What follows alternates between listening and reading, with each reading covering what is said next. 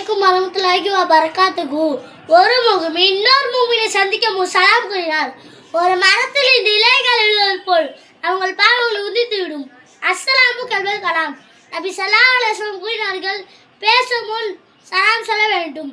ஆதாரம் திருமதி. அஸ்ஸலாமு அலைக்கும் என்று சொன்னால் 10 நன்மைகள். அஸ்ஸலாமு அலைக்கும் வரமத்துல்லாஹி என்று சொன்னால் 20 நன்மைகள். அஸ்ஸலாமு அலைக்கும் வரமத்துல்லாஹி வ பரக்காத்துஹு என்று சொன்னால் 30 நன்மைகள். சூரா நிசா வசனம் 4 அத்தியாயம் 86. அல்லாஹ் குர்ஆன்ல சொல்றான், வஹிதாஹு யதும்பி தகியத்தி ஃபயு பி அக்ஸரி மின்கா அவர் ருத்துகா. உங்களுக்கு சலாம் கூறப்பட்டால் அதை விட சிறந்த முறையில் அல்லது அதே முறையில் பதில் கூறுங்கள். சிறியார் பெரியவருக்கு சலாம் சொல்ல வேண்டும். நடக்கிறார் உட்கார்ந்தவருக்கு சலாம் சொல்ல வேண்டும். குறைவானவர் அதிகமானவருக்கு சலாம் சொல்ல வேண்டும்.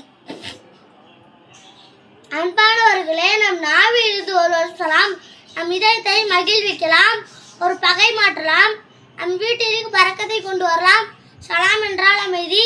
எனவே சலாமை பரப்பும் நாள் நல்லடியார்களே ஆக்குவானாக. அமீன். அஸ்ஸலாமு அலைக்கும் வரஹ்மத்துல்லாஹி வ பரக்காத்துஹு.